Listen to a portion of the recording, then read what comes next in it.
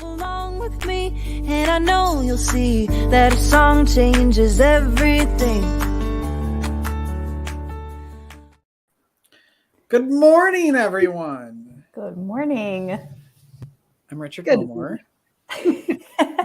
I'm Catherine Pardesini, and we're here this morning. Well, it's in your time, it's afternoon. This is Rita Ezenwa-Okoro, and she is a creative culturalist, a communications expert, and a performance activist, and lots of things that we can't wait to unpack and hear all about today. Welcome, Rita. Thank you so much, Catherine. Thank you so much. Rita, you said it was 4 p.m. where you're at. So the first question is, where are you at?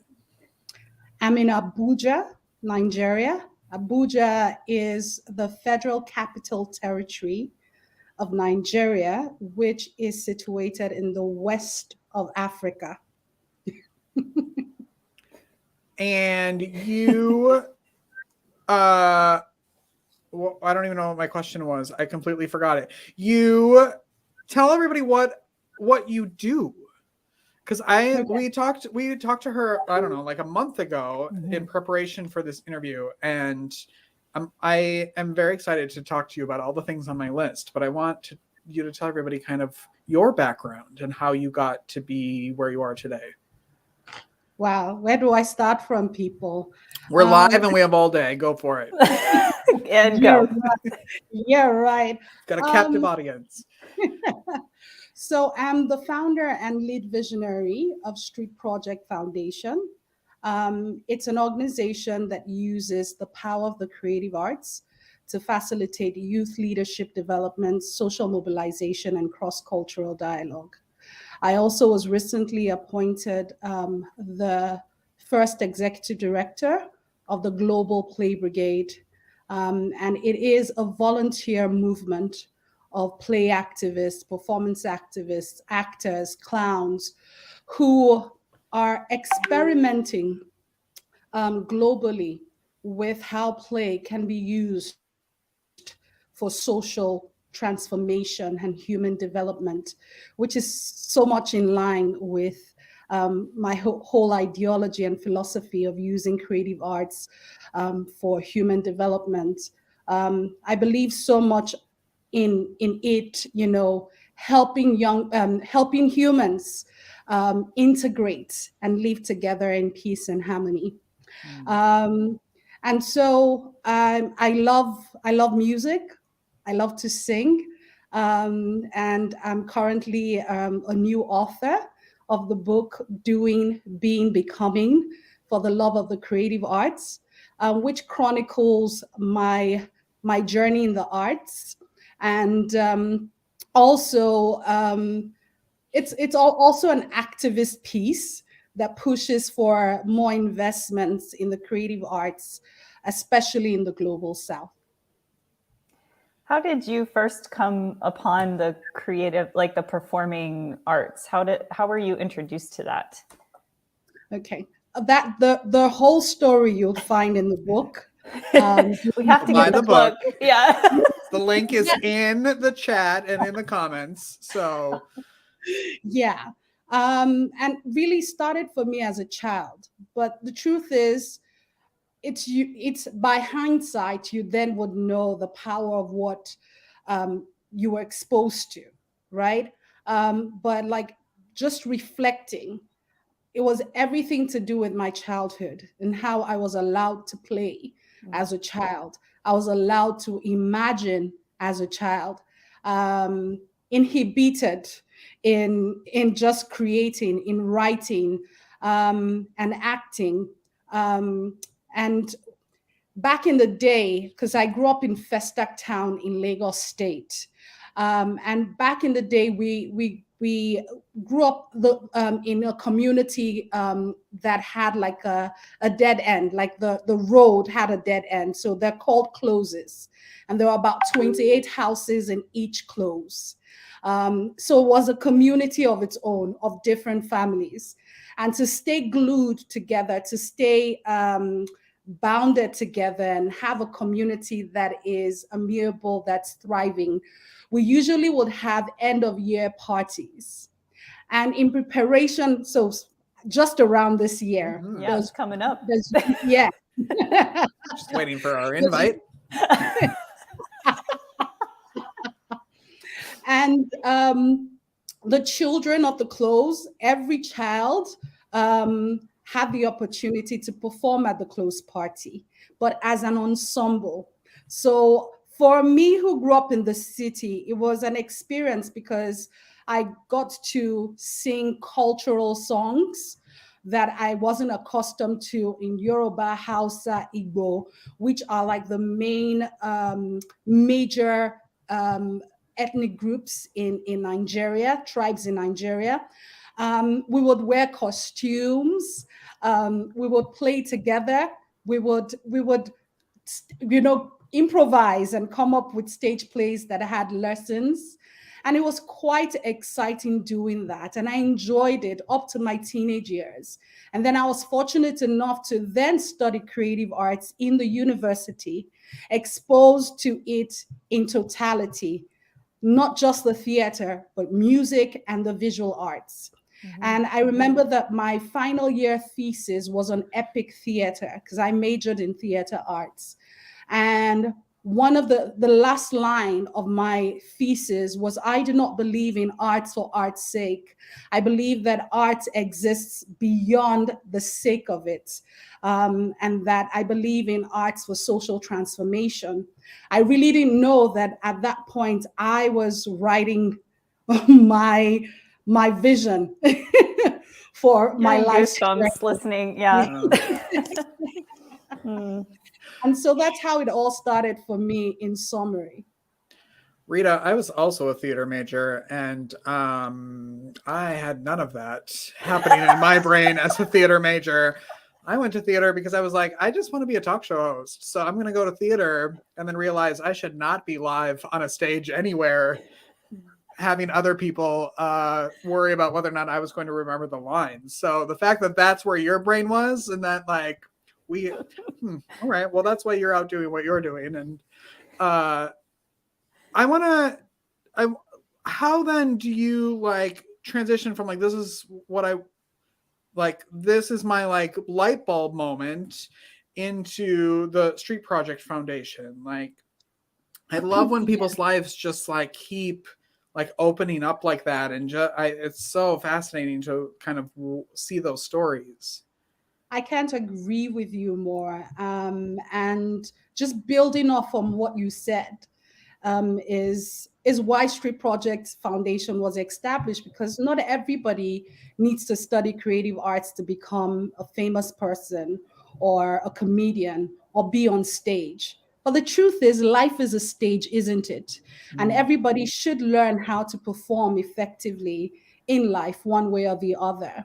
And so, like I said, just by reflecting and seeing how, after I studied creative arts, I had some years in advertising. And I saw that a lot of the things that I learned as a student of the creative arts was helping me perform effectively and extraordinarily as a creative in advertising. And it's a lot of performance. It's a lot of selling ideas that you haven't even brought into existence and getting people to buy what you only see in your mind's eye. It takes a lot, and it takes a lot of performance. It takes improvisation. It takes communication skills, which were skills that I developed unconsciously, and I call it the not knowing growing process. Yeah. Communication skills, being able to work with other people, building confidence. These were negotiation skills, appreciation of the arts, and just being able to perform a conversation. And also being able to be what you are not whilst being who you are, and learning empathy by understanding what it means, or not completely understanding, by empathizing with whatever character you're putting on. And that way you see the world differently and not from a myopic or from just a single story framework. And so it was just this thinking and understanding and believing that there are a lot of young people who in Nigeria who were not as privileged as I was to have been exposed to the creative arts in the way that I was. Because unfortunately, a lot of young people in Nigeria, due to poverty, have lost their childhood. And we know that the first 5 to 7 years are the most critical and important developmental stage of a human being.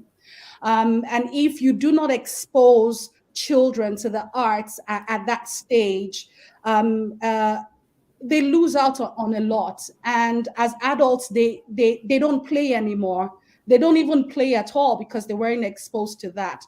And that has affected development generally. And for me, my theory is if we want to bring some transformation to our underdeveloped world, one way, my answer is by creating an environment where young people who do not have the means can be exposed to the power of the creative arts so that they can build their confidence, their self-esteem, their ability to co-create with other people, and their ability to be exposed to the world in ways that they wouldn't have if they were just, in the corner of the world where they live.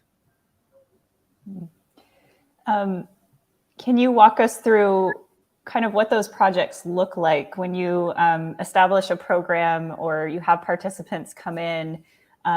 What kinds of things do you do together to foster that like artistic development in themselves? Yeah. So one example would be a flagship program called the Creative Youth Bootcamp. It's an entry program for any young person between the ages of 16 to 25 years old who just has a theme for the arts. They might not be perfect in it, but they're just enthusiastic about music, dance, drama, visual arts, or they've been tinkering with it a bit and just are looking for a space to express themselves, especially if they come from families where the creative arts is looked down upon. They're just looking for a safe space to just be themselves. Mm-hmm. So that program attracts young people who are in this dynamic. And when they come into the space, one of the first things that we do is to play.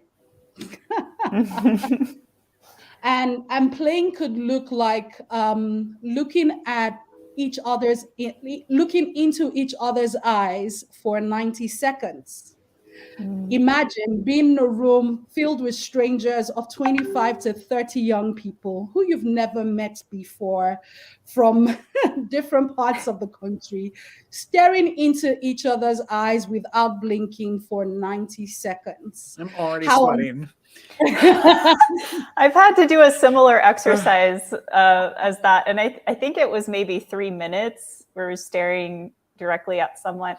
And that was initially uncomfortable, but then something happens and it just, you just see this other human being like straight in the eyes. It's really incredible. So I'm curious how they respond to that. Yeah. And I'm going to share with you a story that just melts my heart when we do that exercise particularly. And of course, some start to laugh, some start to cry, mm-hmm. Some it's a struggle to stare. But I'm a queen bee in that space, so they do what I ask. So they. So, and I talk about Queen Bee in my book. There's actually a chapter called Queen Bee because you've got to command the space, right? Mm-hmm. When you're working with young people. And so they're staring to each other's eyes. And then the next thing I start asking is, what do you see? Mm-hmm. and they have something to say about a stranger they just met who they haven't even exchanged words with. And they could tell if the person is wearing a mask and using the smile to cover what's inside. Or they could tell that this person is amiable and is a star and has so much to offer. There was a particular situation where we had a visually impaired young man standing in front of a young lady who could see. And they had to stare into each other's eyes. He couldn't see her physically, but he could see her. She couldn't see his eyes or look into his eyes because they were short, but she could see him regardless. And they created such a fascinating poem that spoke about how they could see each other against all odds. And as I speak, they are bosom friends. As a result of that exercise, they got to perform that poem together on stage. So after that exercise, they get to perform, they get to reflect on that play session and come up with dance pieces, music pieces, visual art pieces, whatever creative art form that they are comfortable with, to express and reflect on what happened at the start of the program. And very quickly, within the 6-week long program, they bond and they begin to co-create together. Wow. What are your recommendations, or what are your ideas on people who are maybe not in an area where they have access to something like the Street Project Foundation or arts and health? Like, what would you say to them, or how would you encourage them to bring the arts into their lives every day? Wow. That's a very beautiful question that you've asked. And are we talking about people who don't have access to the internet or access to anything? I would say they at least have to be able to listen to this podcast. Okay. But maybe, I grew up in a very rural area where there was no theater, there were no museums, there was no art. We didn't have a theater program in my school. So I turned to different things to get the arts. But I'm curious kind of what you would recommend for people, or things that they could do, like not even necessarily going to find it, but things they can do for themselves. Okay, so the first thing I would say is they could attend one of the Global Play Brigade play shops. We run 4 major play shops in a year, and it's a global play shop. And we just finished one in October, which happened on Friday and Saturday, the 28th and 29th, if I'm correct. And we had about 16 facilitators from across 15 countries. And we had about 200 people from across 30 countries attend. So this is a viable space. And we had about 9, we call them play shops, but they're workshops, right?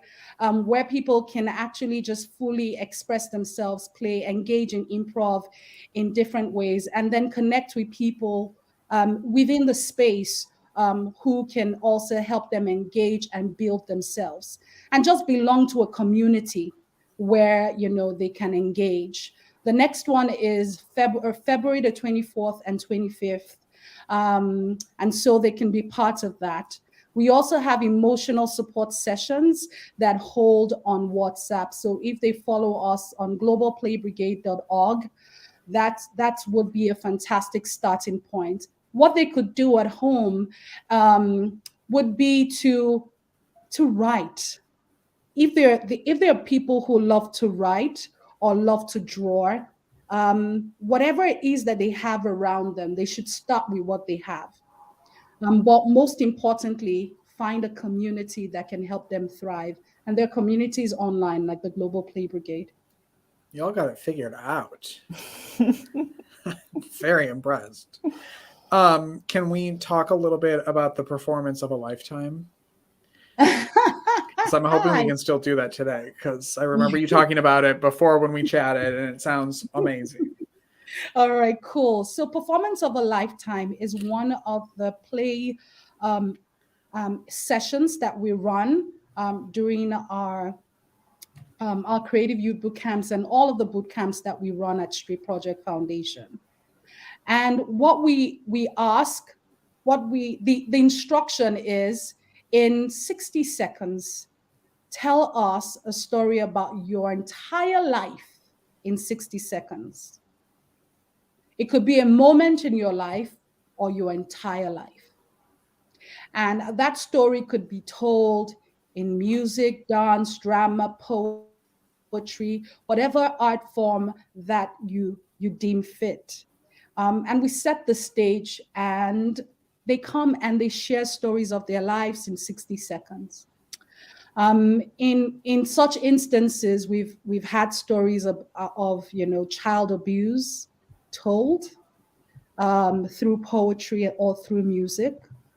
In such stories, we've gotten young people tell their stories about their struggle through the arts. And after the 60-second performance, we then recreate. We get like 2 or 3 other actors within the space to join them on stage. And we build on the story. We give the story a different slant. So if, for instance, it was a story about grief, which was something I personally did when I was exposed to a Performance of a Lifetime for the first time, it was an opportunity for me to share a story about lost loved one. And the facilitator, Kathy R. Salit, who's the founder of Global Play Brigade, came on stage together with me to do an impromptu poetry, which was supposed to be a poem to my loved one who had passed away. And I took a line and she took a line. I took a line and she took a line. And it was such a therapeutic experience. And it was the first time that I had openly expressed my emotion about the loss of that loved one.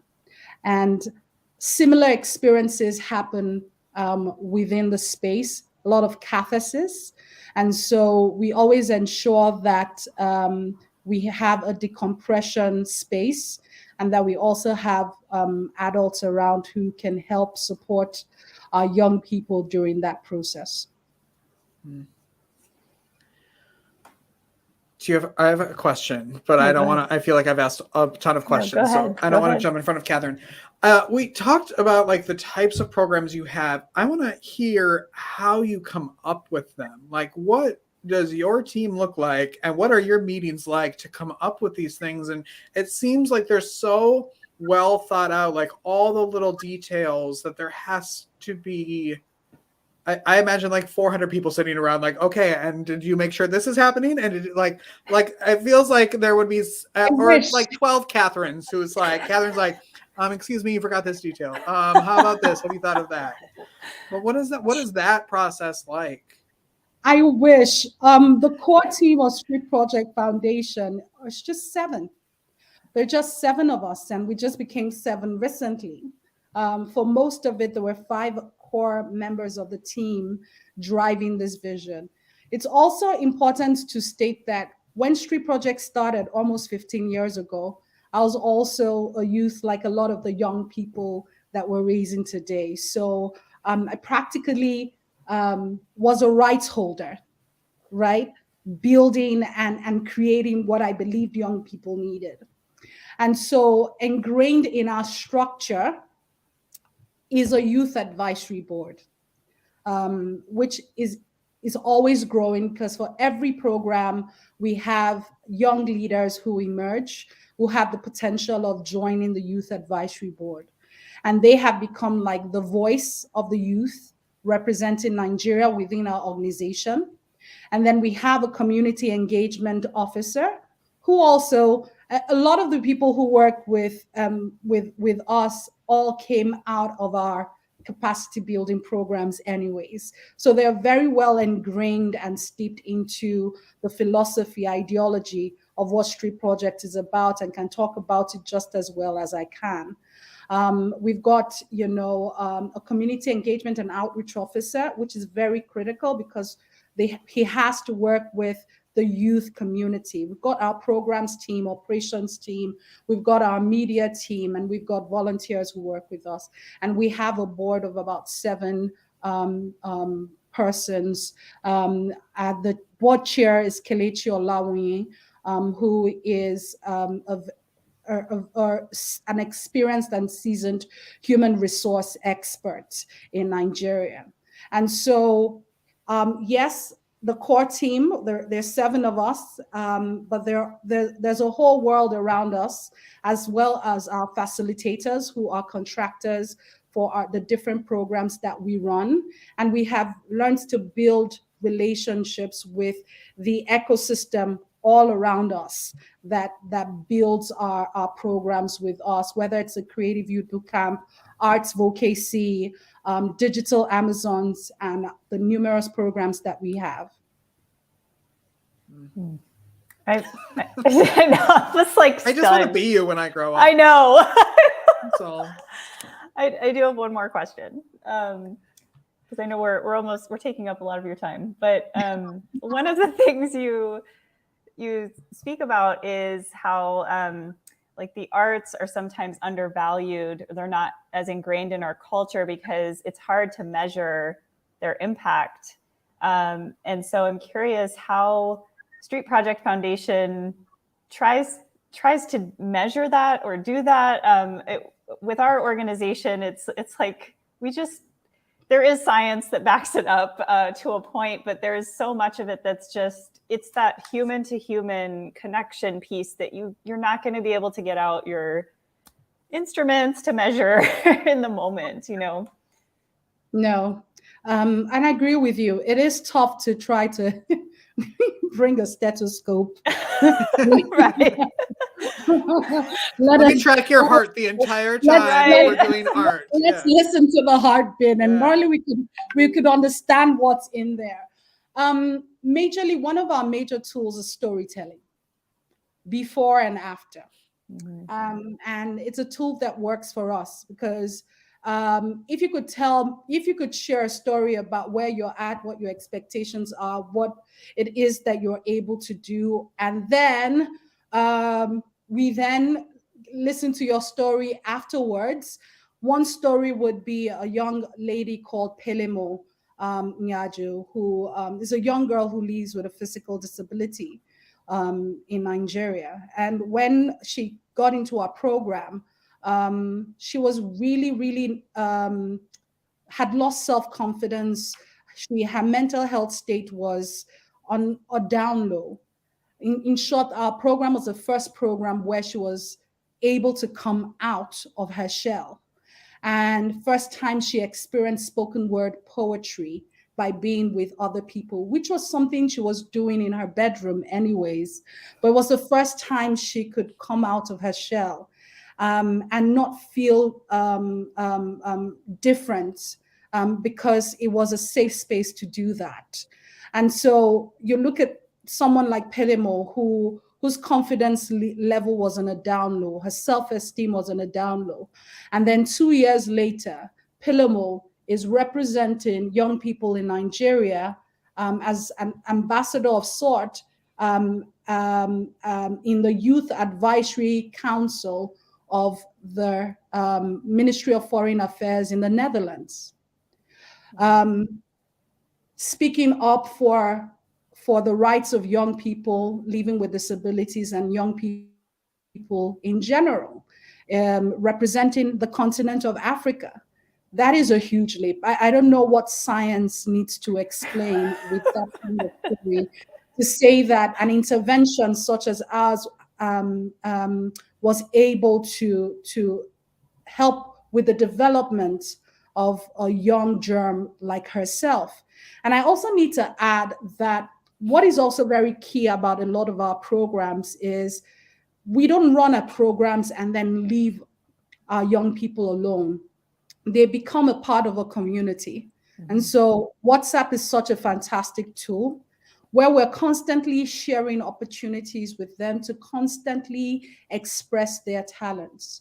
And we run programs where we're able to bring them back together to perform, where like right now we're running the Arts Vocacy Festival. We just had one here in Abuja, and this Sunday, the festival will be holding in Enugu, which is Eastern Nigeria. So it's an opportunity for them to come back again, work together, and you can see their growth and development. So knowing fully well they're still part of a community that's interested in not just a one-off growth, but their growth over time. Right. We can track young people who have been involved in our program since 2016, who are doing extraordinary things, not just locally, but globally. How can people connect with you, connect with Street Project Foundation, and all the things that you're doing? So you could visit streetproject.org.ng, streetsproject.org.ng to learn more about Street Project Foundation. If you want to also follow us on social media, Instagram, Facebook, LinkedIn, it's Street Project Foundation. In full, Streets Project Foundation. On Twitter, it's Street Project 1, the number 1, Street Project 1. You could also, to learn more about the Global Play Brigade, would be globalplaybrigade.org.ng. And if you want to follow me, Rita Ezenwa-Okoro, on Instagram, on Instagram, I'm Lady REO. On Facebook, it's Rita Ezenwa-Okoro. Yes. And then, of course, your book. Yes, my book.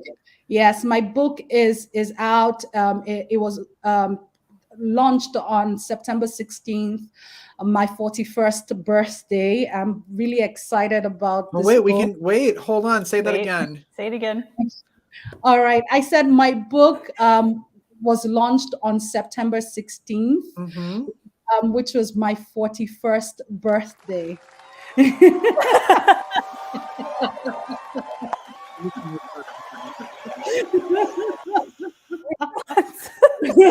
You just had to do that, right? Of course. Yeah. And so you deserve I'm really applause. excited. Thank you. I'm really excited about it. It's available on Amazon, Kobo, Ingram Spark, Barnes and Noble, both paperback and as an ebook. So go get yours. There's no excuse not to have it at this point. Yes. Rita, thank you so much for spending your afternoon with us, our morning. You've made my day. Oh, same. I'm glad. It was Thank such you a pleasure. Of course. The pleasure is all mine as well. Thank you so much for all that you do, and thanks for having me. Of course. The links to everything Rita's doing and associated with and her book will all be in the show notes. Make sure you're subscribing wherever you're watching or listening. We'll see you next time, everyone. Don't forget to keep creating. Goodbye. Whether you consider yourself a musician or not, music. Thank you for listening to Arts for the Health of It. This episode is produced by Hearts Need Art, creative support for patients and caregivers, and hosted by Richard Wilmot and Catherine Parson. You can support the show and help others learn about the healing power of the arts by visiting heartsneedart.org. The views expressed on this podcast do not necessarily reflect the views of Hearts Need Art, their staff, board members, or other affiliates. All content is created for informational purposes only. This podcast is not intended to be a substitute for professional medical advice or to diagnose and treat any health condition. Always seek the advice of your physician or other qualified health professional with any questions you may have regarding a medical condition. Never disregard professional medical advice or delay in seeking because of something